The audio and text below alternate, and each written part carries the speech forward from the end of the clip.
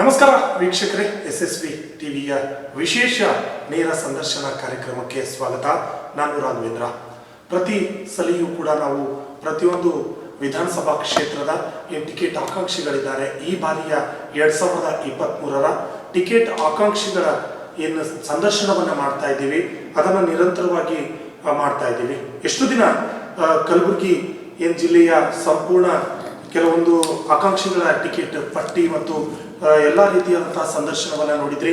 ಇವತ್ತು ನಾವು ಶರಣರ ನಾಡಿಗೆ ಆಗಮಿಸಿದ್ದೇವೆ. ಬಸವನ ನಾಡು ಅಂತಾನೆ ಹೇಳ್ಬೋದು.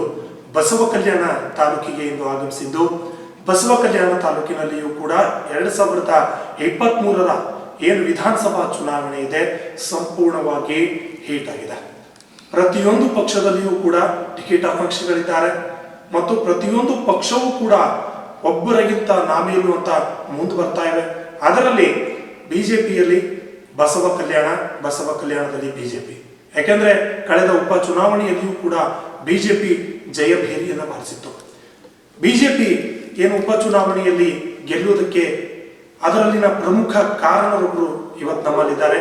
ಅವರು ಕೂಡ 2023ರ ಬಸವ ಕಲ್ಯಾಣ ವಿಧಾನಸಭಾ ಚುನಾವಣೆಯ ಟಿಕೆಟ್ ಪ್ರಬಲ ಆಕಾಂಕ್ಷಿಗಳಿದ್ದಾರೆ. ಅವರೇ ಗುಂಡು ರೆಡ್ಡಿ ಅವರು. ಇವತ್ತಿನ ಈ ನಮ್ಮ ಕಾರ್ಯಕ್ರಮಕ್ಕೆ ಅವರನ್ನು ನಾನು ಸ್ವಾಗತಿಸ್ತೇನೆ. ಸರ್, ಕಾರ್ಯಕ್ರಮಕ್ಕೆ ಸ್ವಾಗತ. ಧನ್ಯವಾದ. 2023ರ ಚುನಾವಣೆಯ ನಿರಂತರವಾಗಿ, ಯಾಕೆಂದ್ರೆ ನಾವು ಗುಂಡು ರೆಡ್ಡಿ ಅವರ ಬಗ್ಗೆ ಹೇಳಬೇಕು ಅಂತಂದ್ರೆ ತಾಲೂಕು ಪಂಚಾಯತ್ ಅಧ್ಯಕ್ಷರಾಗಿ ಇವರು ಕಾರ್ಯವನ್ನ ನಿರ್ವಹಿಸಿದ್ದಾರೆ. ಮಾಜಿ ಜಿಲ್ಲಾ ಪಂಚಾಯತ್ ಸದಸ್ಯರು, ಬಿಜೆಪಿಯಲ್ಲಿ ತಮ್ಮದೇ ಆದಂತಹ ಛಾಪನ್ನ ಮೂಡಿಸಿದ್ದಾರೆ ಅಂತಾನೆ ಹೇಳ್ಬೋದು. ಸರ್, ನಾವು ಮೊದಲಿಗೆ 2023ರ ಚುನಾವಣೆಯ ಬಗ್ಗೆ ನಿಮ್ಗೆ ಏನ್ ಅನ್ಸುತ್ತೆ ಸರ್? 2023 ಚುನಾವಣೆ ಬಗ್ಗೆ ನಾವೇ ಗೆಲ್ತೀವಿ ಸರ್. ರಾಜ್ಯದಲ್ಲಿ ಮತ್ತೆ ಕೇಂದ್ರದಲ್ಲಿನಂತಹ ವಾತಾವರಣದ ಬಗ್ಗೆ? ರಾಜ್ಯದಲ್ಲೂ ನಮ್ಮ ಸರ್ಕಾರ ಆಗುತ್ತೆ, ಕೇಂದ್ರದಲ್ಲೂ ನಮ್ಮದೇ. 2023ರ ಚುನಾವಣೆಯಲ್ಲಿ ಯಾವ ರೀತಿಯಾಗಿ ಸ್ಪರ್ಧೆ ಮಾಡಲು ಬಿಜೆಪಿ ರಣತಂತ್ರವನ್ನು ಹಾಕಿಕೊಂಡಿದೆ ಅಂತ? ಈಗ ನಾವು ಮಾಡಿದಂಥ ಕೆಲಸಗಳು, ಈಗ ನೋಡ್ರಿ, ನಮ್ಮ BJP ಸರ್ಕಾರ ಸೆಂಟ್ರಲ್ದಾಗ ಬಂದು 8 ವರ್ಷ ಆಯ್ತು, 8-9 ವರ್ಷ. ಹಳ್ಳಿಗಳಿಗೆ ಹೋಗ್ಲಂಗೆ ಅಡ್ಡಾಡ್ಲಾಗ ರೋಡ್ಗಳಾಗಿದ್ದು ಮೊದಲ. ಈಗ ಹೋಗ್ರಿ, ಸಣ್ಣ ಹಳ್ಳಿಗಳಿಗೆ ಹೊಲಗಳಿಗೆ ಹೋಗ್ಲಕ್ಕೂ PMGS ರೋಡ್ ಇವೆ. ಎಲ್ಲ ಹೈವೇ ರೋಡ್ಗಳು, ಆಮೇಲೆ ಟ್ರೈನ್ಗಳು ನೋಡಿ, ಎಲ್ಲೋದ್ರೂ ನಮ್ಮ ಸವಲತ್ತಾಗಿದೆ. ನಮ್ಮ ಜಿಲ್ಲೆಯಿಂದ ಎಲ್ಲ ಕಡೆ ಇದೇ ಥರ ಡೆವಲಪ್ಮೆಂಟ್ ಆಗಿದೆ. ಬಡವರಿಗೆ ಗ್ಯಾಸ್ ಕೊಡೋದಾಗಲಿ, ರೈತರಿಗೆ ಸಬ್ಸಿಡಿ ಕೊಡೋದಾಗಲಿ, ರೈತರ ಅಕೌಂಟಿಗೆ ನೇರವಾಗಿ ದುಡ್ಡು ಜಮಾ ಮಾಡೋದಾಗಲಿ. ಗುಂಡು ರೆಡ್ಡಿ ಅವರು ಬಿಜೆಪಿಗೆ ಬರೋದಕ್ಕಿಂತ ಮುಂಚೆ ಅವರ ಹಿನ್ನೆಲೆ ಏನಿತ್ತು? ನನ್ನ ಸಂಘದ ಕಾರ್ಯಕರ್ತ ಸರ್. ಮೊದಲು ಸಂಘ ಶಾಖ ಮಾಡ್ಕೊಂಡು ಬಂದವನು. ABP ಎಲ್ಲೂ ಇದ್ದೆ ನಾನು. ಆಮೇಲೆ ನಂದೇ ಆದಂಥ ಒಂದು ಯುವಕ್ರಾಂತಿ ಸಂಘಟನೆ ಕಟ್ಕೊಂಡು ಕೆಲಸ ಮಾಡಿ, ಸಂಘಟನೆ ಮಾಡಿ ಬಂದಿದ್ದು. ನಿರಂತರವಾಗಿ ಸಾಮಾಜಿಕ ಕೆಲಸಗಳನ್ನು ಮಾಡ್ತಾ ಇದ್ದೀರಾ. ನಿರಂತರವಾಗಿ ಬಸವ ಕಲ್ಯಾಣದಲ್ಲಿ ನೋಡ್ತೀವಿ ನಾವು, ಬಹಳಷ್ಟು ಆರೋಗ್ಯ ಶಿಬಿರಗಳನ್ನು ಆಯೋಜನೆ ಮಾಡ್ತೀರಾ. ಬಹಳಷ್ಟು ಇವುಗಳನ್ನ ನೋಡಿದಾಗ ಅಂತಂದ್ರೆ ಬೇರೆಯವರು ಯಾವುದೇ ಬೇರೆ ಪಕ್ಷದವರಾಗಿರ್ಲಿ, ತಮ್ಮನ್ನ ಬಹಳಷ್ಟು ಪ್ರೀತಿಸೋರಾಗಿರ್ಲಿ, ಕೆಲವೊಬ್ರು ಇರ್ತಾರೆ, ಅವ್ರು ಹೇಳೋದು ಹೌದು, ಇದು ಎಲೆಕ್ಷನ್ ಗಿಮಿಕ್ ಇದೆ. ಗುಂಡು ರೆಡ್ಡಿ ಅವರು 2023ರ ಚುನಾವಣೆ ಬರ್ತಾ ಇದೆ, ಆ ಕಾರಣಕ್ಕಾಗಿ ಅನೇಕ ಆರೋಗ್ಯ ಶಿಬಿರಗಳನ್ನು ಹಮ್ಮಿಕೊಂಡಿದ್ದಾರೆ ಅಂತ ಹೇಳ್ತಾರೆ. ಸರ್, ಕೋವಿಡ್ ಟೈಮಲ್ಲೂ ಸತತವಾಗಿ ನಮ್ಮ ಇಡೀ ಬಸವ ಕಲ್ಯಾಣ ತಾಲೂಕದಲ್ಲಿ ಎಲ್ಲೆಲ್ಲಿ ಬಡವರಿದ್ದಾರೆ, ಎಲ್ಲಿ ಕಿಟ್ ಕೊಡಬೇಕು, ಬಟ್ ಸೀರೆಗಳು ಕೊಡಬೇಕು. ನಾನು 21,000 ಸೀರೆ ಕೊಟ್ಟಿದ್ದೇನೆ ಲಾಸ್ಟ್ ಟೈಮ್ ಕೋವಿಡಲ್ಲಿ ಬಸವ ಕಲ್ಯಾಣ ತಾಲೂಕದಲ್ಲಿ. ಅದೇ ಇಲ್ಲ, ಎಲ್ಲ ಹಾಸ್ಪಿಟಲ್ ಅಂತ ಬರಲಿ, ನಾನು ಕಂಟಿನ್ಯೂ ಜನಸೇವೆದಾಗಿದ್ದೀನಿ ಸರ್. ಎಲೆಕ್ಷನ್ದಾಗ ಗಿಮಿಕ್ ಮಾಡಿ ನಾವು ಕೊಡೋರಿಲ್ಲ. ನಾವು ಇಲ್ಲಿಂದ ಓಡೋವರಲ್ಲ, ಇಲ್ಲೇ ಇರೋರಿದ್ದೆವು, ಇಲ್ಲೇ ಹುಟ್ಟಿದ್ದೆವು, ಇಲ್ಲೇ ಬೆಳೆದಿದ್ದೆವು, ಇಲ್ಲೇ ಇರ್ತೀವಿ. ನಾವು ಗಿಮ್ಮಿಕ್ಕು, ನಾನು ರಾಜಕೀಯಕ್ಕೆ ಬಂದಿದ್ದೇನೆ, ಏನಾರ ನಾ ರಾಜಕೀಯ ಬಿಸ್ನೆಸ್ ಅಂತ ತಿಳ್ಕೊಂಡು ಬಂದಿಲ್ಲ ಸರ್. ರಾಜಕೀಯದಾಗ ಬಂದು ಸೇವೆ ಮಾಡೋಣ ಅಂತ ಬಂದಿದ್ದೆ. ಮತ್ತು ನಾನು ಸತತ ಅದರಲ್ಲೇ ಇದ್ದೀನಿ. ತಾಲೂಕು ಪಂಚಾಯತ್ ಅಧ್ಯಕ್ಷ ಆಗು 2 ಸಲ, ಇಡೀ ರಾಜ್ಯದಲ್ಲಿ ನಾನು ಒಬ್ಬನೇ 2 ಸಲ ಕಂಟಿನ್ಯೂ ತಾಲೂಕು ಪಂಚಾಯತ್ ಅಧ್ಯಕ್ಷ ಆಗಿದ್ದು. ನೀವು ಹಿಸ್ಟ್ರಿ ತೆಗೀರಿ, ಯಾರ 2 ಸಲ ಆಗಿದ್ದು. ಒಂದೇ ಪೀರಿಯಡ್ನಾಗ 2-3 ಅಧ್ಯಕ್ಷ ಚೇಂಜ್ ಆಗಿದ್ದಾರೆ. ನನ್ನ ಸೆಕೆಂಡ್ ಟೈಮ್ ಮತ್ತು ಅವಿರೋಧ ಆಯ್ಕೆ ಐತೀನಿ. ನಾನು ಜನಗಳ ಮಧ್ಯೆ ಇಟ್ಕೊಂಡು 24 ಗಂಟೆ ನನ್ನ ಮನೆಗೆ ಕಿರಣಿ ತರಲ್ಲ ಸರ್. ನನಗೆ ಹೇಳದೆ ಬಿಟ್ಕೊಟ್ರು ಮನೆಗೆ. ಮುಂಜಾನೆ ಬೆಳಗಾದ ಹೊರಗೆ ಬಂದಂದ್ರೆ ಬರೀ ಜನಸೇವಾ. ನಾ ಎಲೆಕ್ಷನ್ ಗಿಮಿಕ್ ಅಂತಿಲ್ಲ. ನನ್ನ ಸೇವಾ ಮಾಡ್ಲಿಕ್ಕೆ ಒಂದು ಅವಕಾಶ ಸಿಕ್ಕಿದೆ.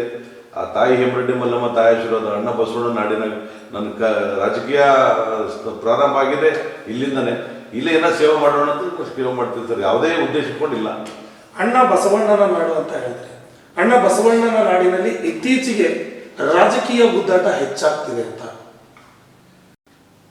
ರಾಜಕೀಯ ಗುದ್ದಾಟ ನಮ್ದೇ ರಾಜಕೀಯ ಎಲ್ಲ ಪೂರ್ತಿಯಾಗಿ ಎಲ್ಲ ಪಕ್ಷಗಳೇ ಬಂತು. ಒಂದು ಎಲೆಕ್ಷನ್ ಬಂದಾಗ ಆಗವೆ ಸರ್, ಇವೆಲ್ಲ ಸಹಜ. ಅಂದ್ರೆ ಎಲೆಕ್ಷನ್ ಬಂದಾಗ ಅಷ್ಟೇ ಇಷ್ಟು ಗುದ್ದಾಟ ಇರುತ್ತೆ, ಆಮೇಲೆ ಎಲ್ಲ ಓಕೆ ಆಗ್ಬಿಡುತ್ತೆ ಅಂತ. ಹಂಗೇನಿಲ್ಲ ಸರ್, ನಾವು ಹೋರಾಟ ಮಾಡ್ಕೊಂಡು ಬೆಳೆದಿರ್ತೀವಿ, ನಾವು ಯಾವಾಗ ಕೂತ್ಕೋತಾನೆ ಇರ್ತೀವಿ.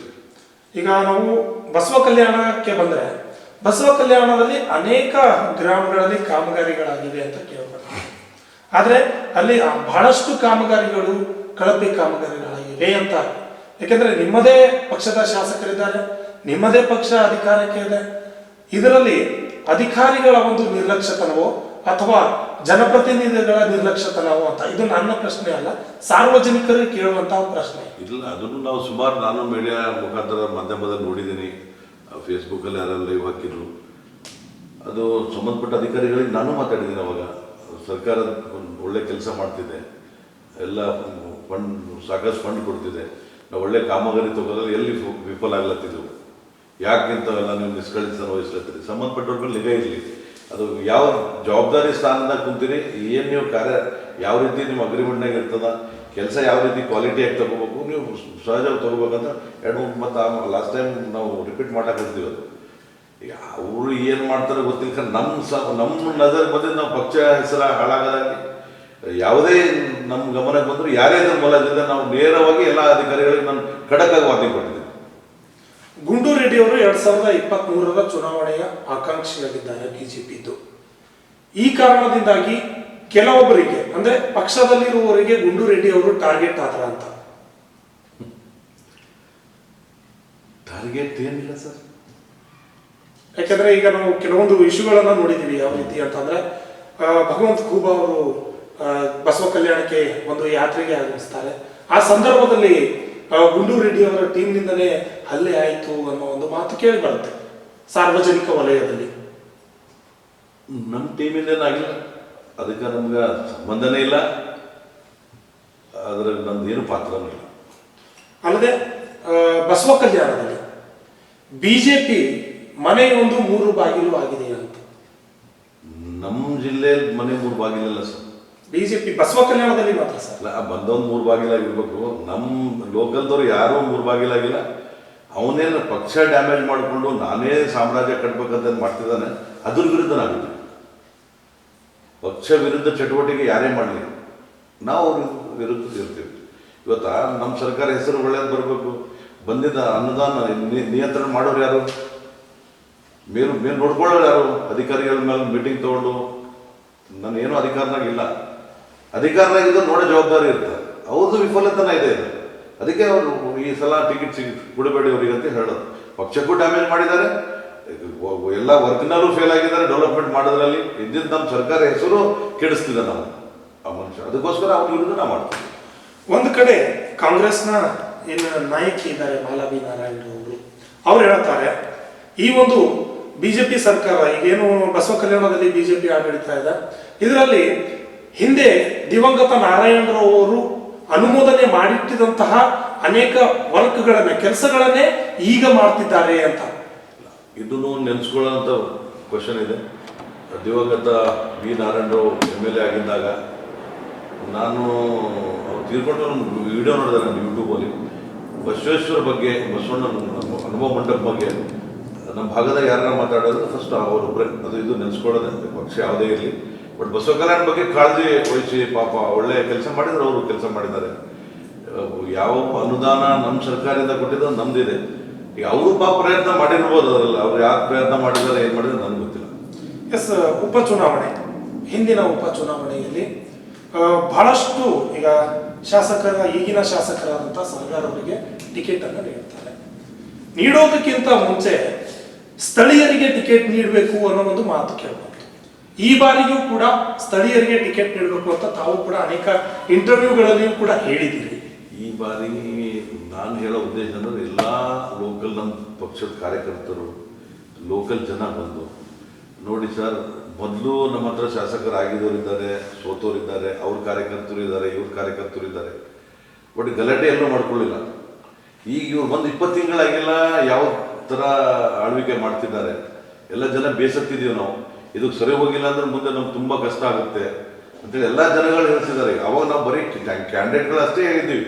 ಈಗ ಇಲ್ಲಿ ಜನರ ಇಲ್ಲಿಂದ ಮಾತಾಡ್ತಿದ್ದಾರೆ, ಬಸವ ಕಲ್ಯಾಣ ನಾಡಿನ ಜನ. ಅದೇ ನಾವು ನಿಮ್ಗೆ ಹೇಳ್ತಿದ್ದೀವಿ. ನಮ್ಮ ಪಕ್ಷದ ಹಿರಿಯರಿಗೂ ಹೇಳಿದ್ದೀವಿ, ರಾಜ್ಯ ನಾಯಕರಿಗೂ ಹೇಳಿದ್ದೀವಿ, ರಾಷ್ಟ್ರ ನಾಯಕರಿಗೂ ಹೇಳಿದ್ದೀವಿ. ಬಸವ ಕಲ್ಯಾಣದಲ್ಲಿ ಬಿಜೆಪಿಯಲ್ಲಿಯೇ ABC ಟೀಮ್ಗಳಾಗಿವೆ ಅಂತ ಸಾರ್ವಜನಿಕರು ಕೂಡ ಹೇಳ್ತಿದ್ದಾರೆ. ಇಲ್ಲ, ನಮ್ಮ ಪಕ್ಷದಲ್ಲಿ ABC ಟೀಮ್ ಏನಿಲ್ಲ ಸರ್. ಪಕ್ಷದವರು ಎಲ್ಲ ಗಟ್ಟಿಯಾಗಿದ್ದಾರೆ, ಒಟ್ಟಾಗಿದ್ದಾರೆ. ಬಟ್ ಪಕ್ಷದವರಿಗೆಲ್ಲ ಡ್ಯಾಮೇಜ್ ಮಾಡಿ ಅವರೆಲ್ಲ ತೆಗೆದು ಅವನದೇ ಆದ ಬಟಾಲಿಯನ್ ಕಟ್ಕೊಂಡು ಮಾಡ್ತಿದ್ದಾನೆ. ಅದು ಸರಿ ಇಲ್ಲ. ಪಕ್ಷದಾಗ ತೆಗೆದರೂ ಪಕ್ಷದಾಗೆ ಇದ್ದಾರೆ, ಪಕ್ಷದ ಕೆಲಸನೇ ಮಾಡ್ತಿದ್ದಾರೆ. ಅವರು ಕೆಟ್ಟದ್ದು ವಿರೋಧ ಮಾಡ್ತಿದ್ದಾರೆ. ಕೆಟ್ಟದ್ದು ಡಿಟೆಕ್ಟ್ ಮಾಡಿದ್ರೆ ನನ್ನ ಪಕ್ಷದ ಉಚ್ಚಾಟನೆ ಮಾಡ್ತಾರೆ. ಎಸ್, ಅದೇ ರೀತಿಯಾಗಿ ಕಳೆದ ಬಾರಿ ಉಪಚುನಾವಣೆ ಬಂತು. ಉಪಚುನಾವಣೆಯಲ್ಲಿ ತಾವು ಕೂಡ ಒಗ್ಗಟ್ಟಾಗಿದ್ರಿ. ಎಲ್ಲ ಆಕಾಂಕ್ಷಿಗಳು, ಹಿಂದೆಯೂ ಕೂಡ ಆಕಾಂಕ್ಷಿಗಳ ಪಟ್ಟಿಯೇ ಬಿಡುಗಡೆಯಾಗಿತ್ತು ದೊಡ್ಡದು. ಈ ಬಾರಿಯೂ ಅಷ್ಟು ಆಕಾಂಕ್ಷಿಗಳ ಪಟ್ಟಿ ಇದೆಯಾ ಬಸವ ಕಲ್ಯಾಣದಲ್ಲಿ ಅಂತ? ಇಲ್ಲ, ಅವಾಗೂ ಅಷ್ಟಿದ್ದಿಲ್ಲ ಸರ್. ಎಲ್ಲ ಉದ್ದೇಶಪೂರ್ವಕವಾಗಿ ಅವನೇ ಡಿಲೀಟ್ ಮಾಡಿಕೊಂಡು ಸುಮ್ಮನೆ ಎಲ್ಲರಿಗೂ ರೆಡಿ ಮಾಡ್ಕೊಂಡು. ಈಗ ಈ ಥರ ಕೇಳಕ್ಕೆ ನಮ್ಮ ಭಾರತೀಯ ಜನತಾ ಪಕ್ಷದಲ್ಲಿ ಒಂದೇ ಇದೆ, ಯಾರು ಕೇಳ್ಬೋದು ಸರ್. ಕಾರ್ಯಕರ್ತರು 18 ಜನನೂ ಆಗ್ಬೋದು, 180 ಜನನೂ ಆಗ್ಬೋದು. ಎಲ್ಲ ಯಾವ ಟಿಕೆಟ್ ಬೇಕಾದ್ರೂ ಕಾರ್ಯಕರ್ತರು ಕೇಳಕ್ಕೆ ಹಕ್ಕಿದೆ ನಮ್ಮ ಪಕ್ಷದಲ್ಲಿ, ಕೇಳ್ಬೋದು. ಈಗ 4 ಜನ ಇದ್ದೀವಿ ಲೋಕಲ್ನವರು. ಸರ್, ಈಗ ನಗರಸಭೆಯಲ್ಲಿ ಒಂದು ಗಲಾಟೆ, ನಗರಸಭೆ ಒಂದು ಮೀಟಿಂಗ್ ತೆಗೆದು ಆ ಗಲಾಟೆ ಆಗಿದ್ದಕ್ಕೆ ಕಾರಣ ಏನು ಸರ್? ನಗರಸಭೆ ಒಂದೇ ಅಲ್ಲ, ಇವನ್ ನಗರಸಭೆ ಮೀಟಿಂಗಲ್ಲೂ ನೋಡ್ರಿ, ಇವತ್ತು ಹಿಂದಿನ ಮುನ್ಸಿಪಾಲ್ಟಿ ಕಲ್ಸೋದಕ್ಕೆ ಹೋಗಿ ಕ್ವಶನ್ ಕೇಳ್ರಿ ಬಸವ ಕಲ್ಯಾಣದಲ್ಲಿ. ಹಿಂದೆ ಎಂದಾದರೂ ಅವ್ರು ಜನರಲ್ ಬಾಡಿ ಮೀಟಿಂಗಲ್ಲಿ ಯಾರಾದರೂ ಗಲಾಟೆ ಮಾಡೋ ಮೀಟಿಂಗ್ ಬೈಕೌಟ್ ಮಾಡಿದ್ದಿದೆಯಾ ಅಂತ ಕೇಳಿ. ಅಲ್ಲಿ ಗಲಾಟೆ ಆಗ್ತೀನಿ. ಡೆವಲಪ್ಮೆಂಟ್ ಎಲ್ಲೂ ಇಲ್ಲ, ಬರೀ ಗಲಾಟೆ, ಅಲ್ಲಿ ಗಲಾಟೆ. ಮುನ್ಸಿಪಾಲ್ಟಿ ಎಲೆಕ್ಷನ್ ಟೈಮ್ನಾಗ ತ್ರಿಪುರ ಅಂದಾಗ ನೋಡ್ರಿ, ಡಾಕ್ಟರ್ ಪೃಥ್ವಿರಾಜ್ ಜೊತೆ ಗಲಾಟೆ. ಈ ಅದು ಬಿಟ್ಟು ನೀವು ಹಳೆ ತಿತ್ತಿಗ್ರಿ ಗುಲ್ಬರ್ಗ ಡಿಸ್ಟ್ರಿಕ್ನಾಗ ಇದ್ದಾಗ ಅವ್ನು ನಡೆದು ಬಂದಾರೆ ಯಾವ ಥರ ಇದೆ. ಯಾವ ಪೊಲೀಸ್ ಸ್ಟೇಷನ್ನಾಗ ನಿಂತು ಒಂದು ಶಾಸಕರ ಮುಂದೆ ಮತ್ತೆ ಜೊತೆ ಹೋಗಿ ಇವನ್ MLA ನಾ ಮಾಡಿದ MLA ಅವನು, ನೀನು ನೋಡ್ಕೋತೀನಿ, ಮಾಡ್ತೀನಿ, ಹಂಗೆ ಮಾಡ್ತೀನಿ. ಒಂದು ಸಬ್ ಇನ್ಸ್ಪೆಕ್ಟರ್, ಪೊಲೀಸ್ ಅಧಿಕಾರಿ ಎದುರುಗಡೆ ಮಾಡಿದ್ದು. ಅಲ್ಲಿ ಸಿಕ್ಕಾಪಟ್ಟೆ ಇದೆ. ನಿಮ್ಗೆ ನಾವೇನು ಹೇಳೋ ಅವಶ್ಯಕತೆ ಇಲ್ಲ. ನಿಮ್ಗೆ ಲೋಕಲ್ ಗುಲ್ಬರ್ಗದವ್ರು ಇದ್ರಿ, ಅವ್ರ ಚರಿತ್ರೆ ಓಪನ್ ಇದೆ ಅಲ್ಲಿ ತೆರೆದಿದ್ದು. ಇಲ್ಲಿ ಗೊತ್ತಾಗಿಲ್ಲ ಅವಾಗ ಯಾರಿಗೂ. ಇಲ್ಲೆಲ್ಲ ಗುಬ್ರಾ ಮಾಡಿದ್ರು ಅವಾಗ. ಈಗ ಸತ್ಯ ಗೊತ್ತಾಗಿದೆ ಜನರಿಗೆ, ಎಲ್ಲ ರಾಜಕೀಯ ನಾಯಕರಿಗೆ ಗೊತ್ತಾಗಿದೆ. ಕಳೆದ ಬಾರಿ ಉಪಚುನಾವಣೆಯಲ್ಲಿ ಮಾಜಿ ಶಾಸಕ ಮಲ್ಲಿಕಾರ್ಜುನ ಖೂಬಾ ಅವರು ಪಕ್ಷೇತರವಾಗಿ ನಿಲ್ತಾರೆ. ಒಂದು ವೇಳೆ ಆ ಸಮಯದಲ್ಲಿ ಏನು ಬಿಜೆಪಿಯ ಸ್ಥಳೀಯ ಮುಖಂಡರಿದ್ದರು ಅವರಿಗೆ ಸಪೋರ್ಟ್ ಮಾಡಿದ್ರೆ ಈ ಸಮಸ್ಯೆ ಈಗ ಬರ್ತಿಲ್ವಾ ಅಂತ ಎಂದಾದ್ರೂ ಪ್ರಶ್ನೆ ಕಾಡಿದೆಯಾ ತಮ್ಮಲ್ಲಿ ಅಂತ? ಈಗ ನಮ್ಮ ಪಕ್ಷ ಇತ್ತು, ಅವಾಗೆಲ್ಲ ಹೈಕಮಾಂಡ್ ಬೈ ಎಲೆಕ್ಷನ್ ಇತ್ತು. ಎಲ್ಲ ರಾಜ್ಯ ಮಟ್ಟದ ನಾಯಕರು, ಇವತ್ತಿನ ಮನೆ ಮುಖ್ಯಮಂತ್ರಿಯವರು, ಅವತ್ತಿನ ಗೃಹ ಮಂತ್ರಿಗಳಾಗಿದ್ದರು. ವಿ ಸೋಮಣ್ಣ ವಸತಿ ಸಚಿವರು, ನಮ್ಮ ಸೌದಿ ಸಾಹೇಬರು ಡೆಪ್ಟಿ CM, ನಮ್ಮ MP ಸಾಹೇಬರು, ಸೆಂಟ್ರಲ್ ಮಿನಿಸ್ಟರ್ ಅವರು, ಸುಮಾರು ಎಲ್ಲ ನಾಯಕರು ಸೇರಿ ಇಲ್ಲ ಈ ಸರಿ 16 ಜನ ನೀವೇನು ಆಗಿದ್ರಿ, ಒಬ್ರಿಗೆ ಕೊಟ್ಟರೆ ಒಬ್ರು ಯಾರು ಅದರಲ್ಲಿ ಮುಂದೆ ಏನಾರ ಒಡಕಾಗುತ್ತೇನೋ, ನಮ್ಮ ಪಕ್ಷಕ್ಕೆ ನಷ್ಟ ಆಗುತ್ತೆ ಅಂತ ತಿಳ್ಕೊಂಡು ಈ ನಿರ್ಧಾರ ಮಾಡಿದ್ವಿ. 2 ವರ್ಷ ಎಲೆಕ್ಷನ್ ಇದೆ, 2 ಲಕ್ಷ ನಿಮ್ಗೆ ಲೋಕಲ್ದವ್ರಿಗೆ ಕೊಡ್ತೀವಿ ಅಂತೇಳಿ ಅವತ್ತೇ ನಮ್ಗೆ ಆಶ್ವಾಸನೆ ಕೊಟ್ಟಿದ್ದಾರೆ. ಅದಕ್ಕೆಲ್ಲರೂ ಸೇರಿ ಕೆಲಸ ಮಾಡಿದ್ದೀವಿ, ನಾವು ಗೆಲ್ಲಿಸ್ತೀವಿ ಪಕ್ಷಕ್ಕೆ. ಬಸವ ಕಲ್ಯಾಣ ತಾಲೂಕಿನಲ್ಲಿ ರೌಡಿಸಮ್ ಅನ್ನೋ ಪದ ಇತ್ತೀಚೆಗೆ ಬಹಳಷ್ಟು ಕೇಳಿಬರ್ತಾ ಇದೆ.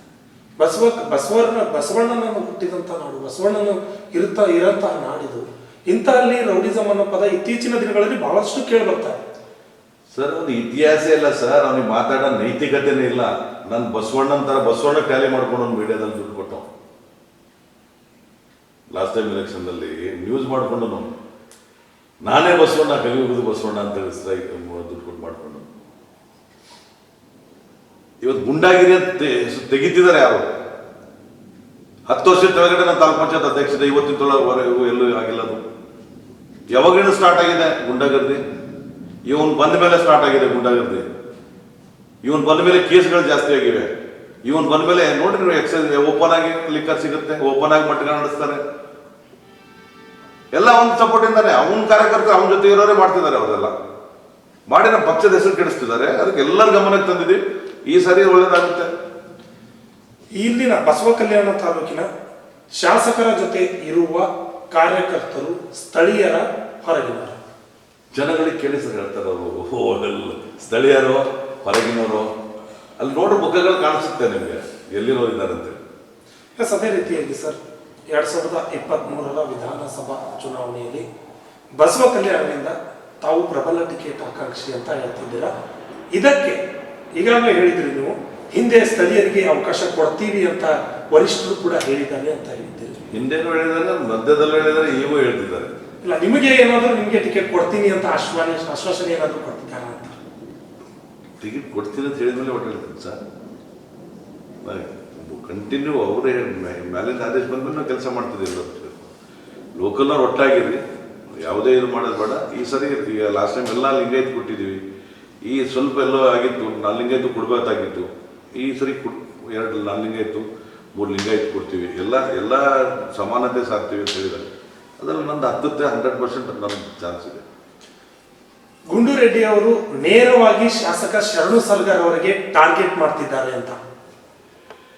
ನಾನು ಟಾರ್ಗೆಟ್ ಮಾಡ್ಲಿಕ್ಕೆ ಹಣ ಏನು ಸರ್ ನಮಗೆ? ಟಾರ್ಗೆಟ್ ಅವನಿಗೆ ಯಾಕೆ ನಾನು ಮಾಡಿ, ನನಗೇನು ಸಂಬಂಧ ಇದೆ? ನಾನು ಟಾರ್ಗೆಟ್ ಮಾಡೋದು ಕೆಟ್ಟದ್ದು ಮಾಡೋನಿಗೆ, ದುರಾಡಳಿತ ಮಾಡೋನಿಗೆ, ರೌಡಿಸಮ್ ಮಾಡೋನಿಗೆ, ಲೂಟಿ ಮಾಡೋನಿಗೆ ಅವನ ವಿರುದ್ಧ ಮಾಡ್ತೀನಿ. ಅದೇ ರೀತಿಯಲ್ಲಿ ಬಸವ ಕಲ್ಯಾಣದಲ್ಲಿ ಮಟ್ಕ ಹೆಚ್ಚಾಗ್ತಾ ಇದೆ, ಸಾರಾಯಿ ಹೊರಗಡೆ ಮಾರಾಟ ಮಾಡುವುದು ಹೆಚ್ಚಾಗ್ತಾ ಇದೆ. ಇದರಲ್ಲಿ ಪೊಲೀಸ್ ವೈಫಲ್ಯ ಇದೆನಂತ, ಪೊಲೀಸ್ ಸಿಬ್ಬಂದಿಗಳ ವೈಫಲ್ಯ. ಅವನು ಹಿಡಿದು ದಬ್ಬಾಳಿಕೆ ಮಾಡ್ತಿದ್ದ. ನಾನು ನಿನ್ನೆ ನಾನು ಮುಡಿಬಿವಾಡಿಗೆ ಹೋಗ್ತಿದ್ದೆ ಒಂದು ಕಾರ್ಯಕ್ರಮಕ್ಕೆ. ಶಿವಕುಮಾರ್ ಅಂತ ಹೇಳಿ ಒಂದು ಕೋಳಿ ಸಮಾಜ ಹುಡುಗನ ಮುಡಿಬಿಯಲ್ಲಿ ಒಂದು 200-300 ಜನ ಹುಡುಗರು ಸೇರ್ಕೊಂಡು ನಿಂದಿರ್ತಾನೆ. ಸರ್ ನನ್ನ ಕೈ ಫ್ರ್ಯಾಕ್ಚರ್ ಆಗಿದೆ, ಹೆಡ್ ಇಂಜುರಿ ಆಗಿದೆ, 8 ಟಾಕಿ ಬಿದ್ದಿವೆ ತಲೆಗಡೆ, 10 ದಿನ ಕೆಳಗಡೆ ಕೇಸ್ ಮಾಡಿದ್ದಾರೆ, ಕೇಸ್ ಆಗಿದೆ. ಬರೀ 325 ಮಾಡಿದ್ದಾರೆ, 324 ಮಾಡಿದ್ದಾರೆ ಸೆಕ್ಷನ್. 307 ಆಗಬೇಕು. ಹಾಕಿಸ್ಟಿಕ್ ವಿಡಿಯೋ ರೆಕಾರ್ಡಿಂಗ್ ಇದೆ, CC ಫುಟೇಜ್ ಇದೆ. ಹೊಡೆಯೋದು, ಒಳಗಡೆ ಹೋಗ್ಬಿಡೋದು. ಪೊಲೀಸರು ಅವ್ರದ್ದೇನು ಅಧಿಕಾರ ನಡೆಸೋದು ಬಿಡಲೇ ಅವನು. ನಾ ಹೇಳಿದ್ದೆ ಕೇಳ್ಬೇಕು, ನಾ ಹೇಳಿದ್ದೆ ಆಗ್ಬೇಕು, ಯಾರು ಹೇಳಿದ್ದು ಕೇಳ್ಬೇಕು. ಏನು ಪ್ರಜಾಪ್ರಭುತ್ವ ಅದ ಸರ್? ಇದೇನು ರಾಜಾಳ್ವಿಕೆದ? ನಾನು ಇಮಿಡಿಯೇಟ್ ಸಂಬಂಧಪಟ್ಟ ಮೇಲಧಿಕಾರಿಗಳು ಎಲ್ಲರಿಗೆ ಮಾಡಿ ಇಮಿಡಿಯೇಟ್ ಅವ್ನು ST ಹುಡುಗ ಸರ್, ಇಮಿಡಿಯೇಟ್ ಆಗಿ ರಾತ್ರಿ ಆಕ್ಷನ್ ತಗೊಂಡು ತಂದು ಅವನಿಗೆ 2-3 ಕೂಡಿಸಿದ್ದಾರೆ. ತಮ್ಮ ಮುಂದೆ ನೀವು ಹೊರಗೆ ಕುಂತಾಗೆ ಬಂದು ಹೇಳಿದ್ರು. ನಮ್ಮ ಮುಂದೆ ಎಲ್ಲ ಅನ್ಯಾಯ ಆಯ್ತದ, ಅನ್ಯಾಯ ಆಗಕ್ಕೆ ಬಿಡಲ್ಲ ಸರ್ ನಾವು. ಇದು ಶಾಂತಿ ನಾಡು, ಅಣ್ಣ ಬಸವಣ್ಣ ತತ್ವ ಸಿದ್ಧಾಂತ ನಾವು ನಡೆಯೋರು. ಒಳ್ಳೇದು ಮಾಡಿದ್ರೆ ಒಳ್ಳೇದಾಗುತ್ತೆ ಸರ್, ಕೆಟ್ಟದ್ದು ಮಾಡಿದ್ರೆ ಎಲ್ಲ ಒಳ್ಳೇದಾಗುತ್ತೆ. ಅದೇ ರೀತಿಯಾಗಿ ಶರಣು ಸಲಗರ ಅಂತ ಬಂದರೆ ಹೊರಗಿನವರು ಅಂತ ಹೇಳಿ ಕಳೆದ ಬಾರಿ ಗೆಲುವನ್ನ ಸಾಧಿಸಿದ್ರು. ಈ ಬಾರಿಯೂ ಕೂಡ ನನಗೆ ಟಿಕೆಟ್ ಸಿಗುತ್ತೆ, ಇದು ನನ್ನ ಕನ್ಫರ್ಮ್ ಅಂತ ಹೇಳಿ ಶಾಸಕರೇ ಅನೇಕ ಬಾರಿ ಅನೇಕ ಕಡೆ ಹೇಳಿದ್ದಾರೆ. ಯಾರು ಬೇಕಾದರೂ ಏನ್ ಬೇಕಾದರೂ ಮಾಡ್ಕೊಳ್ಳಿ, ಈ ಬಾರಿ ನನಗೆ ಟಿಕೆಟ್ ಸಿಗುತ್ತೆ ಅಂತ ಈಗಾಗಲೇ ಅವ್ರು ಹೇಳಿದ್ದಾರೆ. ನಾನು ಕೇಳಿದ್ದೀನಿ, 25 ವರ್ಷ ನಾನೇ ಇರ್ತೀನಿ, 21,000 ಲೀಡ್ ಇತ್ತು, 42,000 ಲೀಡ್ ತೋತೀನಿ. ಏನು ಮನೆಗೆ ಕೂತು ಇಬ್ಬರು ಪ್ರಿಂಟ್ ಆಗ್ತಾರೆ, ಓಟ್ಗಳು ಹೋಗೋದಲ್ಲ. ನಮ್ಮ ಪಕ್ಷ ಕಾರ್ಯಕರ್ತರು ಇದ್ದಾರೆ ಸರ್, ಕಾರ್ಯಕರ್ತರು ಕೆಲಸ ಮಾಡೋರು ಇದ್ದಾರೆ. ನೀವು ಗೌರವದಿಂದ ಇಟ್ಕೊಳ್ಳೋದು ಕಲ್ತೀರಾ? ಕೆಲಸ ಮಾಡೋರು ಯಾರು? ನಾಂದವ್ ಯಾರು ಉಳಿದಿಲ್ಲ ಸರ್, ಯಾರು ಶಾಶ್ವತ ಉಳಿದಿಲ್ಲ. ಕುರ್ಚಿಗಳೆಲ್ಲ ಖಾಲಿಯಾಗಿವೆ. ದಿನಮಾನ ಈ ಕಾಲ ಈ ಜನ ಉತ್ತರ ಕೊಡ್ತಾರೆ, ಈ ದುನಿಯಾ ಉತ್ತರ ಕೊಡುತ್ತೆ. ಕೆಟ್ಟದ್ದು ಮಾಡಿದ್ರೆ ಒಳ್ಳೇದು ಮಾಡಿದ್ರೇ ಒಳ್ಳೇದಾಗುತ್ತೆ, ಕೆಟ್ಟದ್ದು ಮಾಡಿದ್ರೆ ಇದು ಅಣ್ಣ ಶಾಂತಿ ಇದ್ದಾರೆ, ಶಾಂತಿ ಪ್ರಿಯರಿದ್ದಾರೆ. ಇವ್ರು ಶಾಂತಿ ಇರೋದು ನೋಡಿ ನೀವೇನೋದು ಮೂರ್ಖರ ತಿಳ್ಕೊಂಡ್ರೆ ನಿಮ್ಮೊಟ್ಟು ಮೂರ್ಖರು ಯಾರಿಲ್ಲ ಭೂಮಿ ಮೇಲೆ. ತಿಳಿದವರಿದ್ದಾರೆ, ವಿಚಾರವಂತರಿದ್ದಾರೆ, ಅಷ್ಟೇ ಮಾತಾಡಲ್ಲ. ನೀವು ಯಾವ ರೀತಿ ಡಿಟೆಕ್ಟಿವ್ ಮಾಡ್ತಿದ್ದೀರಿ ಅದಿಲ್ಲ ನಡೆಯಲ್ಲ ಸರ್. ಈಗಾಗಲೇ ನೀವು ಹೇಳ್ತಿದ್ರಿ ಬಸವಣ್ಣನ ನಾಡು, ಶಾಂತಿಯ ನಾಡು ಅಂತ ಹೇಳ್ತಿದ್ರಿ. ಈ ಹಿಂದೆ ಬಸವ ಕಲ್ಯಾಣದಲ್ಲಿ ನೀವೇ ಹೇಳಿದ್ರಿ, ಅನೇಕ ಕಡೆ ಹೇಳಿದ್ರಿ, ಬಸವ ಕಲ್ಯಾಣದಲ್ಲಿ ಯಾವುದೇ ರೀತಿಯಾದಂತಹ ಜಾತಿ ರಾಜಕಾರಣ ಮಾಡ್ತಿರ್ಲಿಲ್ಲ, ಧರ್ಮ ರಾಜಕಾರಣ ಮಾಡ್ತಾ ಇರಲಿಲ್ಲ. ಆದ್ರೆ ಈಗ ಅದು ಹೆಚ್ಚಾಗಿದೆ ಅಂತ ಸಾರ್ವಜನಿಕ ವಲಯದಲ್ಲಿ ಕೇಳಿ ಬರ್ತಾ ಇದೆ. ಈಗ ಅವ್ನು ಹೆಂಗದ ಸರ್ ಪಾರ್ಟ್ ವೈಯಕ್ತಿಕ ಅವನ ಬಗ್ಗೆ, ನಾನು ಬೇರೆ ಯಾರ ಬಗ್ಗೆ ಮಾತ್ರ ಅವ್ನ ನಡವಳಿಕೆ ಬಗ್ಗೆ. ಅವನ ಹತ್ರ ಇಲ್ಲೊಂದು ಇರುತ್ತೆ ಹೊಟ್ಟೆಯಲ್ಲಿ, ಇಲ್ಲೊಂದು ಓಡುತ್ತೆ, ಇಲ್ಲೊಂದು ಬರುತ್ತೆ. ಇಂಥ ಇಷ್ಟು ಫಾಸ್ಟ್ ಮನ್ಸಿಗೆ ನಾನು ಭೂಮಿ ಮೇಲೆ ನೋಡಿಲ್ಲ. ಒಂದು ಈಗ ನೀವು ಯಾವ ಜಾತಿ ಇದ್ದೀರಿ ಅಂತ ನನಗೆ ಗೊತ್ತಿಲ್ಲ. ನಾ ಇವತ್ತಿನ ಜಾತಿನೇ ಕೇಳಿದ್ದು ಯಾರು ಬಂದರು. ಅವನ್ನ ಅದು ಮಾಡಿ ಮೊನ್ನೆ ಯಾರೋ ಒಬ್ಬರು ಆಕ್ಸಿಡೆಂಟ್ ಮೆಂಬರು ಇನ್ನೊಬ್ರು ಯಾರೋ ಹುಡುಗರು ಕಿರಿಕಿರಿ ಮಾಡ್ಕೊತಾರೆ. ಅದಕ್ಕೆ ಸಮಾಜದವ್ರು ಹೇಳ್ತಾನೆ, ಸಮಾಜದವ್ರಿಗೆ ಫೋನ್ ಮಾಡ್ತಾನೆ 4-5 ಜನಕ್ಕೆ, ನಿಮ್ಮ ಸಮಾಜದವ್ರಿಗೆ ಹೊಡೆದಿದ್ದಾರೆ, ಅದು ದೊಡ್ಡ ಇಶ್ಯೂ ಮಾಡೋಣ, ಹೋರಾಟ ಮಾಡೋಣ, ಹಂಗೆ ಮಾಡೋಣ ಅಂತ ಹೇಳ್ತಾನೆ. ಇದು ಒಂದು ಸ್ಥಾನದಾಗಿರೋ ಮನಸ್ಥಿತಿನ ಸರ್ ಇದು. ಯಾರೇ ಸಣ್ಣ ಏನಾದ್ರೂ ನಾವು ಜವಾಬ್ದಾರಿ ಸ್ಥಾನದಾಗಿರೋದು ಶಾಂತ ಮಾಡ್ಬೇಕು, ಅದು ಕೂಲ್ ಮಾಡಿ ಅಲ್ಲಿಂದ ಅದನ್ನು ಮುಗಿಸೋದು ಬಿಡು. ಇವನು ಬೆಳೆಸ್ತಾನೆ, ದೊಡ್ಡ ಕ್ರಿಮಿನಲ್ ಅವನೇ ಗುಂಡ ಡೈರೆಕ್ಟ್. ಇಲ್ಲೆಲ್ಲರೂ ಗುಂಡಗಿರಿ ಅಂತಾನೆ, ದೊಡ್ಡ ಗುಂಡ ಅವನೇ. ಎಲ್ಲಿದ್ದಾನ ಬಸವ ಕಲ್ಯಾಣ ಗುಂಡಗಿರಿ? ಇದು ಬಿಡು, ಬಸವ ಕಲ್ಯಾಣ ಇಡೀ ಜಿಲ್ಲೆ ಹಾಳು ಮಾಡ್ತಾನೆ ಮುಂದೆ ಚಾನ್ಸ್ ಸಿಕ್ಕರೆ. ಇದೆಲ್ಲರ ಗಮನಕ್ಕೆ ತಂದಿದ್ದೀವಿ, ಈ ಸರಿ ಸರಿಯಾಗಿ ಹೋಗ್ತೇವೆ. ಎಸ್, ಕಾರ್ಯಕ್ರಮದಲ್ಲಿ ಒಂದು ಚಿಕ್ಕ ವಿರಾಮವನ್ನು ತೆಗೆದುಕೊಳ್ಳೋಣ.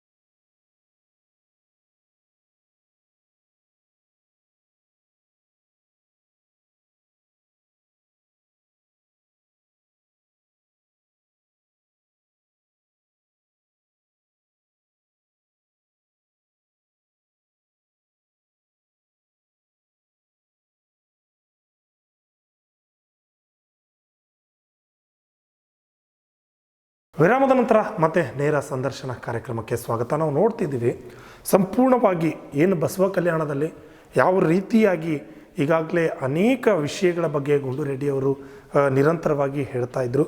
ಸರ್, ನೀವು ಹೇಳಿದ್ರಿ ಈ ಬಾರಿ ನನಗೆ ಟಿಕೆಟ್ ಸಿಗುತ್ತೆ ಅಂತ ಕನ್ಫರ್ಮ್ ಆಗಿ ನೀವು ಹೇಳ್ತಿದ್ದೀರಾ. ಯಾವ ರೀಸನ್ನಿಂದ ಹೇಳ್ತಾ ಇದ್ದೀರಾ ಅಂತ? ಸರ್, ಈಗ ಇವರು ಶಾಸಕರಾಗಿದ್ದ ಮೇಲೆ ಮೊದಲನೇ ಡೆವಲಪ್ಮೆಂಟು ಪಾರ್ಟಿ, ನಾವು ಅವಾಗ ಯಾರು ನಮ್ಮ ಪಕ್ಷ ಶಾಸಕರಿರಲಿಲ್ಲ.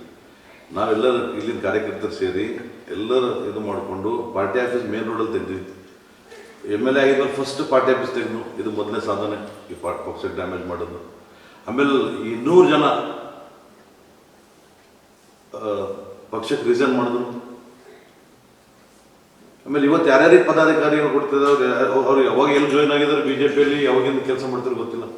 ಸಾಕಷ್ಟು ಜನ ಅವ್ರ ಮುಖನೇ ನೋಡಿಲ್ಲ, BJPಯಲ್ಲಿ ಜಾಯ್ನ್ ಆಗಿದೆ ಗೊತ್ತಿಲ್ಲ. ಅವ್ರಿಗೆ ಪದಾಧಿಕಾರಿಗಳಿದ್ದಾರೆ. ಈಗ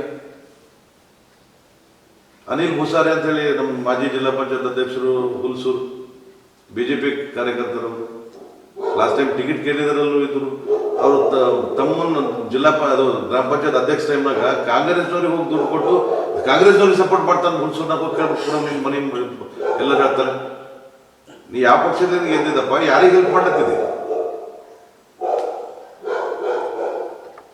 BJP ಗೆದ್ದು BJP ಕಾರ್ಯಕರ್ತರಿಗೆ ಹೆಲ್ಪ್ ಮಾಡ್ಬೇಕಾದ್ರೆ ಕಾಂಗ್ರೆಸ್ ಅವರಿಗೆ ಹೆಲ್ಪ್ ಮಾಡ್ತೀವಿ ನಾವು. ಒಟ್ಟಾರೆ ಮನಸ್ಥಿತಿಯ ಒಂದು, ಇಲ್ಲಿ ಪಕ್ಷ ಇದ್ರೆ ಪಕ್ಷ ಸಂಘಟನೆ ಬೆಳೆಯುತ್ತೆ, ಪಕ್ಷ ಸಂಘಟನೆ ಹಾಳಾಗಬೇಕು ಅಂತ ಪಕ್ಷ ಪಾರ್ಟಿ ಆಫೀಸ್ ತೆಗೆದು ಮನೆಗೆ ಜೋಡಿಸ್ಕೊಂಡ ನಾವು. ಆ ಮನೆಗೆ ಜೋಡಿಸ್ಕೊಂಡಿದ್ದು ಯಾಕೆ ಅಂತ ಕೇಳ್ತಾರ, ನಮ್ಮ ಹುಡುಗರಿಗೆ ಪೊಲೀಸ್ ಸ್ಟೇಷನ್ದಾಗ ಕೂಡಾಕ್ತಾರೆ, ರಾತ್ರಿ ಹಿಡಿದು ಬೆಳಗ್ಗೆ ಮುಂಜಾನೆ. ಭಾರತೀಯ ಜನತಾ ಪಕ್ಷದ ಕಾರ್ಯಕರ್ತರಿಗೆ ಪೊಲೀಸ್ ಸ್ಟೇಷನ್ ಇರ್ತಾರೆ. ಸರ್ಕಾರ ನಮ್ದು, ಶಾಸಕರು ನಮ್ದು, ಹಾಕಿಸಿದವ್ರು ಯಾರು?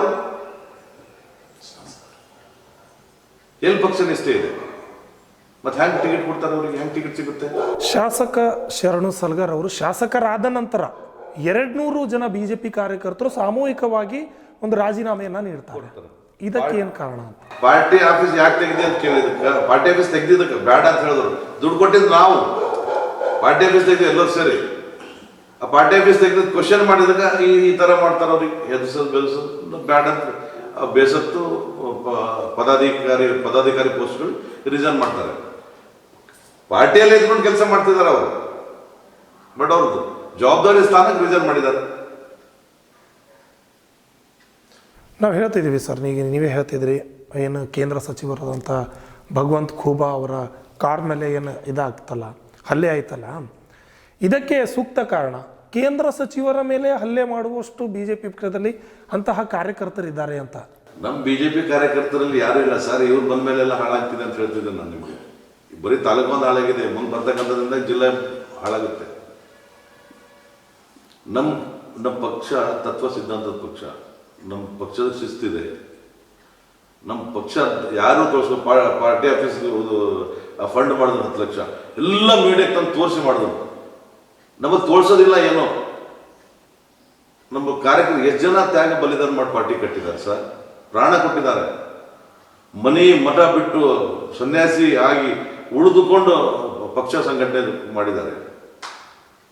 ಇವ್ರು ಏನೋ ಒಂದು ಸಣ್ಣದು ಮಾಡಿದ್ರೆ ಇಷ್ಟು ತೋರಿಸ್ಕೊಳ್ಳೋದು ಇರೋದೊಂದು ಹೇಳೋದೊಂದು. ಇಬ್ಬರು ಇದ್ದಾರೆ ಇಲ್ಲಿ ಬಸವ ಕಲ್ಯಾಣದಲ್ಲಿ, ಒಬ್ಬರಿಲ್ಲ, ಇಬ್ಬರು ಇದ್ದಾರೆ. ಅವ್ರ ಅಧಿಕಾರ ತಾಲೂಕಾ ದಂಡಾಧಿಕಾರಿ ಇದ್ದಾಗ ಪಕ್ಷ ಕಾರ್ಯಕರ್ತರು ನಮ್ಮಂತರು ಯಾರು ಫೈಲ್ ಹೋಯ್ತು ನಮ್ಮ ಕಾರ್ಯಕರ್ತ ನಮ್ಮ ಜೊತೆ ಬಿಜೆಪಿ ಅವರೇ. ಅವರು ನಾವೆಲ್ಲ ಬಿಜೆಪಿ ಅವರೇ. ಯಾರ ಬಳಿ ಯಾರು ಓಡಾಡ್ತಾರೆ, ಎಲ್ಲರೂ ಬಿಜೆಪಿ ಪಕ್ಷದವ್ರು. ಅವ್ರ ಬಳಿ ಯಾಕೆ ಓಡಾಡ್ತೀನಿ, ನೀನು ಕೆಲಸ ಮಾಡಲ್ಲ, ಇವ್ರ ಬಳಿ ಯಾಕೆ ಓಡಾಡ್ತೀನಿ, ಕೆಲಸ ಮಾಡಲ್ಲ. ನೀವು ಅಧಿಕಾರಿ ಸರ್ಕಾರ ಸಂಬಳ ತಗೊಂಡು ಕೆಲಸ ಮಾಡ್ತಿದ್ದೀರಿ. ಇವೆಲ್ಲ ಮಾಡ್ಕೊಂಡು ಪೂರ ಭಾರತೀಯ ಜನತಾ ಪಕ್ಷ ಬಸವ ಕಲ್ಯಾಣದಲ್ಲಿ ಹಾಳು ಮಾಡಿದ್ದಾರೆ. ಎಸ್, ಪಕ್ಷದಲ್ಲಿ ಅಲ್ಲ, ಬಸವ ಕಲ್ಯಾಣದಲ್ಲಿಯೇ ಒಡೆದ ಆಳುವಂತಹ ನೀತಿಯನ್ನು ಅನುಸರಿಸ್ತಾ ಇದ್ದಾರೆ ಅಂತ. ನಾನು ಹೇಳಿಲ್ಲ ಸರ್. ಈಗ ಪಾರ್ಟಿ ಆಫೀಸ್ ಯಾಕೆ ತೆಗಿಸ್ಬೇಕಾಗಿತ್ತು ಅಂದರೆ ಪಾರ್ಟಿಗೆ ಸಂಬಂಧ ಇರಬಾರ್ದವ್ರು ಏನಿದ್ರು ನನಗಿರ್ಬೇಕು, ನನ್ನ ಜೊತೆನೇ ಜೋಡಿಸ್ಕೋಬೇಕು. ಪಾರ್ಟಿ ಡ್ಯಾಮೇಜ್ ಅಲ್ಲಿ ನಾನು ಈಗ ನೋಡ್ರಿ ಶರಣು ಸಲ್ಗರ್ ಪಕ್ಷ ಬೇಕಾ, ಇವ್ರಿಗೆ ಅವ್ರು ಬೇಕಾ? ನಮ್ಮ ಹಿರಿಯರು ಗಮನಿಸ್ತಿದ್ದಾರೆ, ಎಲ್ಲರಿಗೂ ಗೊತ್ತಾಗಿದೆ. ಅದ್ರ ಮೇಲೆ ಹೇಳ್ತಿದ್ದೀನಿ, ನಮ್ಗೆ ಟಿಕೆಟ್ ಸಿಗುತ್ತೆ ಅಂತ. ಎಸ್, ಅದೇ ರೀತಿಯಾಗಿ ನೋಡ್ತಿದ್ವಿ ನಾವು ಕೇಂದ್ರ ಸರ್ಕಾರ ಮತ್ತು ರಾಜ್ಯ ಸರ್ಕಾರದ ಸಫಾಯಿ ಕರ್ಮಚಾರಿಗಳ ಏನು ಪ್ರತಿಭಟನೆ ಇತ್ತು. ಹೌದಾ, ಬಸ್ಸಿಗೆ ನಾವೀಗ ನಮ್ಮ ಸರ್ಕಾರ ವಿರುದ್ಧ ಮುನ್ಸಿಪಾಲ್ಟಿ ಕರ್ಮಚಾರಿ ಸಫಾಯಿ ಅವರಿಗೆ ಬಸ್ ಕೊಟ್ಟು ಅದು ಉದ್ಘಾಟನೆ ಮಾಡಿ ಕಳಿಸ್ತಾನೆ ಬೆಂಗಳೂರಿಗೆ, ನಮ್ಮ ಸರ್ಕಾರ ವಿರುದ್ಧ ಹೋರಾಟ ಮಾಡೋಕ್ಕೆ. ಇವೆಲ್ಲ ಹೆಂಗೆ ಸಹಿಸ್ಕೋತಾರೆ ಸರ್?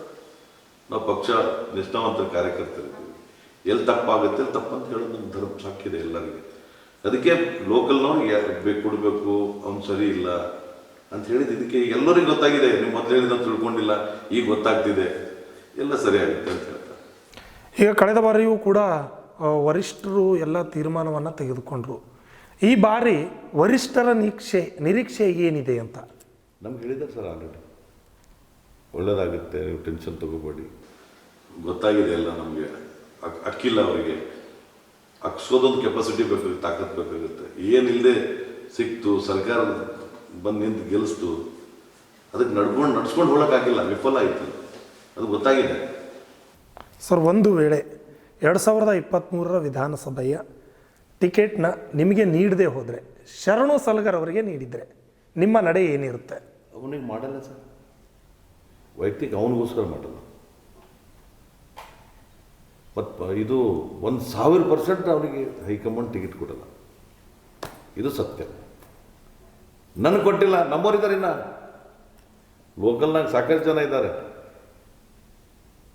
ಕೊಟ್ರಿ, ಯಾರಿಗೆ ಕೊಟ್ರಿ, ಒಂದು ಸಣ್ಣ ಕಾರ್ಯಕರ್ತರು ಕೊಟ್ರಿ, ಗೆಲ್ಲಿಸ್ತೀವಿ ಎಲ್ಲ ಹೇಳಿ. ಸರ್, ಅದೇ ರೀತಿಯಾಗಿ ಅನುಭವ ಮಂಟಪದ ವಿಚಾರಕ್ಕೆ ಬಂದರೆ, ಈಗಾಗಲೇ ರಾಜ್ಯ ಸರ್ಕಾರ 600 ಕೋಟಿ ರೂಪಾಯಿಯನ್ನು ಅನುಮೋದನೆ ಮಾಡಿದ್ದೆ.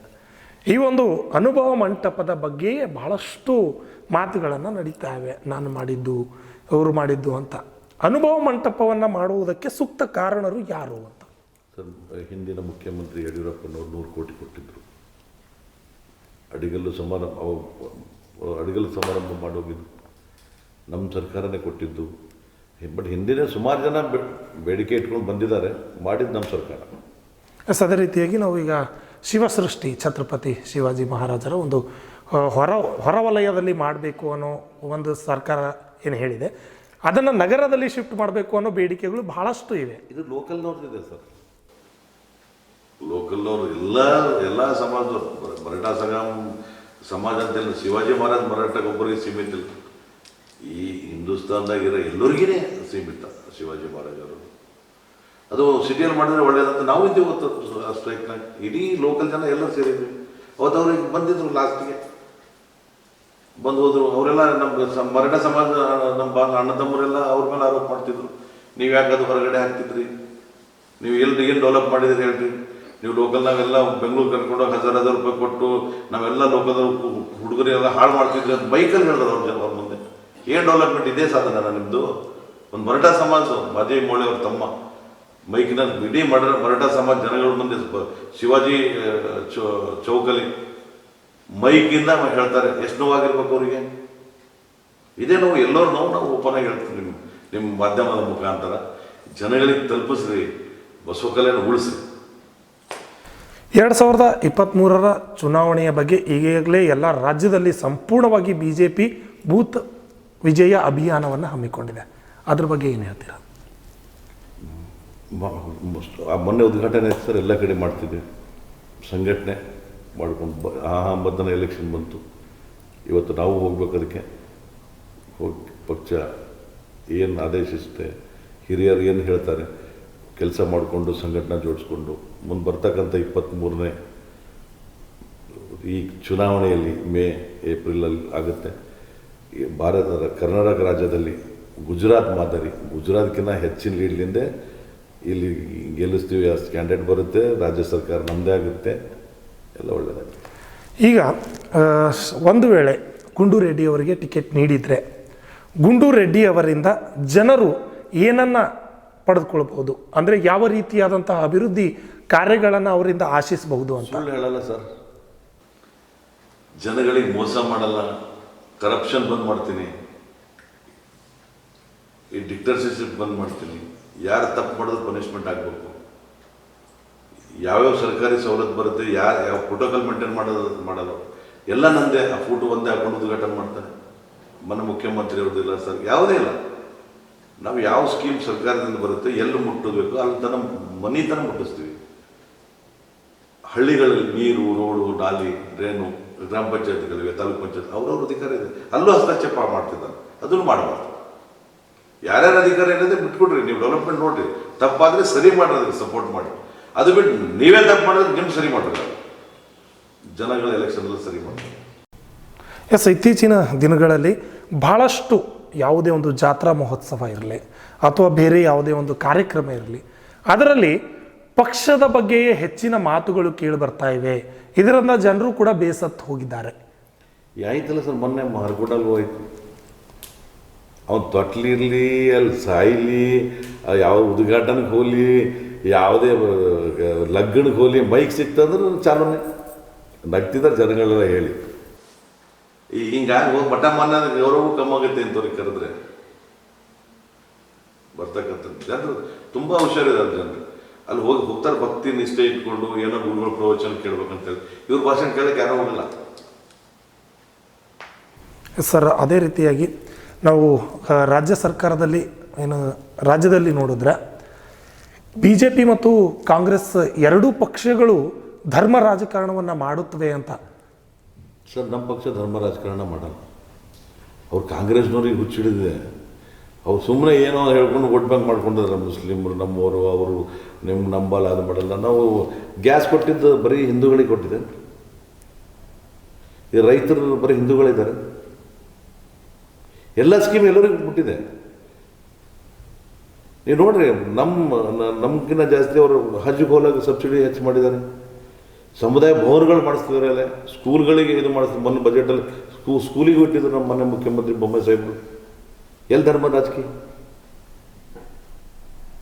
ಅದೇ ರೀತಿಯಾಗಿ ಈಗಾಗಲೇ ನಾವು ನೋಡ್ತಿದ್ದೀವಿ, ಕಾಂಗ್ರೆಸ್ ಹಾಗೂ BJP ಪಕ್ಷ ಸಂಕಲ್ಪ ಯಾತ್ರೆಯನ್ನು ಮಾಡುತ್ತೆ. ಅದರ ಜೊತೆಗೆ ಕಾಂಗ್ರೆಸ್ ಪಕ್ಷನೂ ಕೂಡ ಭಾರತ್ ಜೋಡೋ ಯಾತ್ರೆ ಮಾಡ್ತಾ ಇದೆ. ಸರ್, ಭಾರತ್ ಒಡೆದಲ್ರಿ ಜೋಡೋ ಮಾಡ್ಲಕ್ಕ. ಅವ್ರು ಹೊಡೆದಿದ್ರೆ ಅವ್ರಿಗೆ ಜೋಡೋ ಮಾಡ್ಕೊಂತ ಹೇಳಿದ್ರು. ಮೊದಲು ಸಿದ್ದರಾಮಯ್ಯ ಈ ಕಡೆ, DK ಕಡೆ ಹೋಗ್ತಾರೆ, ಈ ಪರಮೇಶ್ವರ್ ಈ ಕಡೆ ಹೋದ್ರೆ, ಮತ್ತೆ ಯಾರೋ ಒಂದು ಕಡೆ ಹೋಗ್ತಾರೆ. ಅಲ್ಲಿ ಹೊಡೆದಿದೆ ಅವ್ರು. ಪಾಪ ಅವ್ರಿಗೆ ಯಾವ ಪ್ಲ್ಯಾನ್ ಯಾರು ಕೊಟ್ಟರೋ ಪುಣ್ಯಾತ್ಮರಿಗೆ ಧನ್ಯವಾದ ಹೇಳಬೇಕು. ಒಳ್ಳೆ ಪ್ಲ್ಯಾನ್ ಕೊಟ್ಟರೆ ಪಾಪ ಯಾರಿಗೆ, ನಮ್ಮ ರಾಹುಲ್ ಗಾಂಧಿ ಅವರಿಗೆ ಒಳ್ಳೆ ಪ್ಲ್ಯಾನ್ ಕೊಟ್ಟರೆ ಒಳ್ಳೆ ಸರಿ ಜೋಡಿಸ್ಕೊಂಡು ಹೋಗ್ಲಿ. ಎಲ್ಲಿ ಹೊಡೆದ ಸರ್? ಭಾರತ ಹೊಡೆದ. Yes sir. ಅದೇ ರೀತಿಯಾಗಿ ಇನ್ನೊಂದೇನಪ್ಪ ಅಂತಂದರೆ, ಭಾಳಷ್ಟು ಕೇಳಿ ಬರ್ತಾ ಇದೆ, ಬಸವ ಕಲ್ಯಾಣದಲ್ಲಿ BJP ಪಕ್ಷದಲ್ಲಿ ಒಳ ಜಗಳಗಳು ಬಹಳಷ್ಟು ಇದೆ. ಅಲ್ಲ, ಒಳ ಜಗಳ ಏನಿದೆ? ಒಳಗಿನವರೆಲ್ಲ ಒಂದೇ ದಿವಸ ಹೊರ ಜಗಳ ಇದೆ ಸರ್ 2023ರ ಚುನಾವಣೆ ಬಗ್ಗೆ ತಾವು ಏನು ಹೇಳಕ್ಕೆ ಇಷ್ಟಪಡ್ತೀರಾ? ಕೊನೆಯಲ್ಲಿ ನಿಮ್ಮ ಬಸವ ಕಲ್ಯಾಣದ ಬಗ್ಗೆ ಸಪ್ರೇಟಾಗಿ. ಬಸವ ಕಲ್ಯಾಣದಾಗ ಒಳ್ಳೇದಾಗುತ್ತೆ. ಓಟ್ ನಮ್ಮದೇ, ನಾಯಕರು ನಮ್ಮದೇ, ಅಧಿಕಾರ ನಮ್ಮದೇ. ಭಾರತೀಯ ಜನತಾ ಪಕ್ಷ ಇಲ್ಲಿ ಯಾವುದೂ ಜಾತೀಯತೆ ಮಾಡಲ್ಲ. ಇಲ್ಲಿ ಬಸವ ಕಲ್ಯಾಣದ ಜಾತಿ ನಡೆಯಲ್ಲ. ಇವು ನೌಟಂಕಿ ನಾಟಕಗಳು ನಡೆಯಲ್ಲ. ಎಲ್ಲ ಹಿರಿಯರ ಗಮನಕ್ಕಿದೆ. ಹಿರಿಯರು ಒಳ್ಳೇದು ಸರಿಯಾಗುತ್ತೆ ಅಂತ ಹೇಳಿದ್ದಾರೆ. ಈ ಬಾರಿ ಇಡೀ ನಮ್ಮ ಇದು ಬಸವ ಕಲ್ಯಾಣ ಒಂದೇ ಅಲ್ಲ, ನಮ್ಮ ಜಿಲ್ಲೆಯಲ್ಲಿ 4ರಿಂದ 5 BJP 100% ಗೆಲ್ಲುತ್ತೆ. ಅದೇ ರೀತಿಯಾಗಿ ಸರ್, ಬಸವ ಕಲ್ಯಾಣ ಮಹಾಜನತೆಗೆ ತಾವು ಏನು ಹೇಳೋಕೆ ಇಷ್ಟಪಡ್ತೀರಾ? ಏನಿಲ್ಲ, ನೋಡ್ಲತ್ತಾರೆ, ಎಲ್ಲ ಜನ ನೋಡ್ಲತ್ತಾರೆ, ಎಲ್ಲರಿಗೂ ಗೊತ್ತಿದೆ. ನಮ್ಮ ಮಾನ್ಯ ಭಗವಂತ ಖೂಬಾಜಿ ಅಂತ ಸರಳ ಸಜ್ಜನಿಕೆಯ ಮನುಷ್ಯ, ದೇವರಂಥ ಮನುಷ್ಯ. ಅಂಥವ್ರು ವಿಜಯೋತ್ಸವ ದಿನ ಗಾಡಿ ಮೇಲೆ ಅಟ್ಯಾಕ್ ಮಾಡಿದಂಥ ಆ ಸ್ಟೈಲ್ ಏನಿತ್ತು. ಮುನ್ಸಿಪಾಲ್ಟಿ ಎಲೆಕ್ಷನ್ನಲ್ಲಿ ಪೃಥ್ವಿ ಡಾಕ್ಟರ್ ಜೊತೆ ಅಲ್ಲಿ ಹೋಗಿ ಜಗಳ ಆಡೋದಂಥದ್ದಿತ್ತು. ಇಮಿಡಿಯೇಟ್ 100 ಜನಕ್ಕೆ ಕರ್ಕೊಂಡು ಹೋಗ್ತಾರೆ. ಆ ಮುನ್ಸಿಪಾಲ್ಟಿಯಲ್ಲಿ ಜಗಳ, ಎಲ್ಲಿ ಹೋದ್ರೆ ಆ ತಾಂಡದಾಗ ಹೋದ್ರೆ ಜಗಳ, ಎಲ್ಲೋದ್ರೆ ಆ ಮಾತಾಡೋದು ಬರೀ ಡಿವೈಡ್ ಆ್ಯಂಡ್ ರೂಲ್, ಜಗಳ ಹಚ್ಚೋದು, ಒಡಿಸೋದು, ಆಮಿಷ ಒಡ್ಡೋದು, ಸುಳ್ಳು ಆಮಿಷ ಒಡ್ಡೋದು, ಇದಕ್ಕೆಲ್ಲ ಬೇಸತ್ತಿದ್ದಾರೆ. ಎಲ್ಲರಿಗೂ ಗೊತ್ತಿದೆ. ದಯವಿಟ್ಟು ಜನಗಳಿಗೆ ಇನ್ನೊಂದು ಕಳಕಳಿ ಮನವಿ, ತಾವು ಸರಿಯಾಗಿ ಅರ್ಥ ಮಾಡ್ಕೊತಿರೋದು ಅನ್ಕೋತೀನಿ. ಅನ್ಕೊಂಡು ಒಳ್ಳೆಯವ್ರು ಸರಿ ಇರ್ರಿ, ಬಸವ ಕಲ್ಯಾಣ ಉಳಿಸ್ರಿ ಅಂತ ಕಳಕಳಿ ಬೇಡಿಕೆ. ಎಸ್ ವೀಕ್ಷಕರೇ, ನೋಡಿದ್ರಿ ಇವತ್ತು ಬಸವ ಕಲ್ಯಾಣ ಮತಕ್ಷೇತ್ರದ ಪ್ರಬಲ ಟಿಕೆಟ್ ಆಕಾಂಕ್ಷಿಯಾಗಿರ್ತಕ್ಕಂಥ ಗುಂಡು ರೆಡ್ಡಿ ಅವರು ಸಂಪೂರ್ಣವಾದ ಕ್ಷೇತ್ರದ ವಿವರವನ್ನು ಬಿಚ್ಚಿಟ್ಟಿದ್ದಾರೆ. ಅವರಿಗೆ ಮುಂದಿನ ದಿನಗಳಲ್ಲಿ ಒಳ್ಳೆಯದಾಗಲಿ ಅಂತ ಹೇಳ್ತಾ ಇವತ್ತಿನ ಈ ನೇರ ಸಂದರ್ಶನ ಕಾರ್ಯಕ್ರಮವನ್ನು ಇಲ್ಲಿಗೆ ಮುಗಿಸ್ತಾ ಇದ್ದೀನಿ. ಹೀಗೆ ನೋಡ್ತಾ ಇರಿ SSV TV. ಇದು ವಿಶ್ವಾಸದ ಉಸಿರು. ನಮಸ್ಕಾರ.